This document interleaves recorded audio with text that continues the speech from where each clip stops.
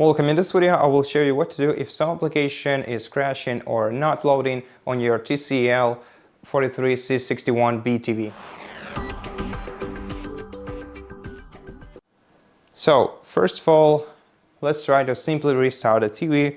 This will resolve most of the issues, as this operation simply clears the temporarily stored data on your TV. Hold down the power button for a couple of seconds. Accidentally short pressed it. Hold it down until you see this notification, click OK. Wait until your TV is turned off. And after a couple of seconds, turn it back on by short pressing the power button once again. And let your TV fully restart. And after that, if the application is still crashing or not loading, you can select it in your apps list. Hold down OK button while having it highlighted. Select View in Play Store and check whether this application requires an update.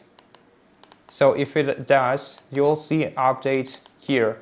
Or you can also just go to your device's settings and update all applications at once. Just go into Quick Settings, then All Settings, then scroll down to Apps and select Manage Updates, see available updates, and select Update All. Okay, so no updates available.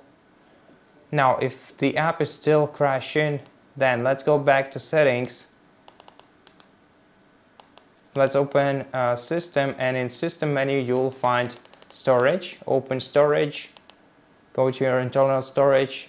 Then you can either clear the cache of this specific application or all the cache data on your TV simply by going to Cache Data and clicking OK. If you want to remove cache files for this application only, you can go to Apps instead, select See All Apps, then select the application that is crashing, find it in here, go to its settings and select Clear Cache. And if the app is still crashing, then simply uninstall it. Hold the OK button on it in the Apps menu, View in Play Store, uninstall, OK, and wait until it is uninstalled, and then reinstall it from here.